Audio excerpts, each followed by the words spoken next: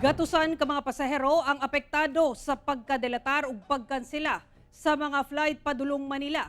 Atong sayro ng sitwasyon sa Davao International Airport sa live report ni Kent Abrigana. Kent?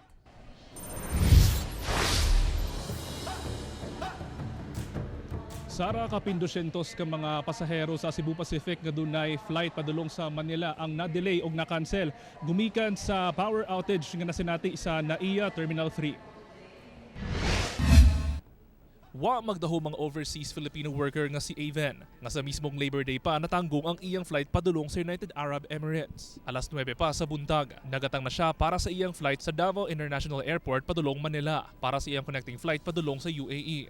Apan naguol kini, dihang nabalitaan nga cancelled ang kadaghanan sa mga flight sa Cebu Pacific padulong Manila. So matanaw gud siya nga masilip tagaan gud siya og priority sa government na especially right now murag ulaw pud sa ato ang mga tourists no na a lot of people are like waiting tapos there's a big chaos sa mga traveler and then we paid a lot of money. Sumala sa Civil Aviation Authority of the Philippines, nakasinati og power fluctuation ang Ninoy Aquino International Airport Terminal 3 pasado launa sa kadlawon kaganina.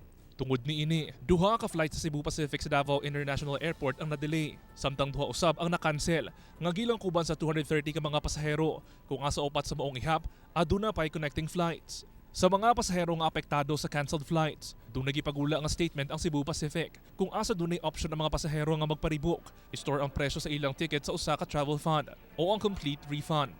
Busa si Eric, nagparibok na lang sa iyang flight. On the spot, nandito na ho kami at saka nagkaroon ng problema. So ngayon, ayun nga, natataranta ho kami anong gagawin namin kasi ang problema ho namin, paano namin yung flight namin. Apan si Evelyn, nag-request na lang og refund ug nag-book og flight sa ubang airlines. Bisan pa mas mahal na ang presyo ni ini. Kasi kung magkukuha kami ng hotel at saka yung food and hotel accommodation, dinagdag na lang namin yun sa ticket para makauwi kami.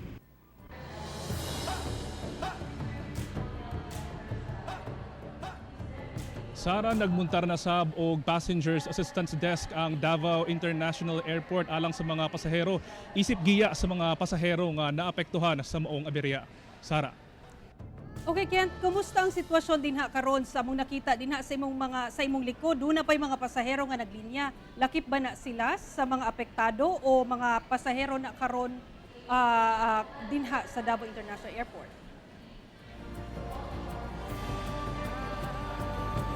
Yes, Sara, no, kung ninyong makita sa akong likod, padayon gihapon ang pila sa ato ang mga passengers din sa mga pasaherong magparibok sa ilahang mga tickets. Aban ang uban sa ilaha kaganiha kay miuli na. Sa karon, Sara, no, kay nagahulat pa kita sa update gikan sa NAIA. Sara.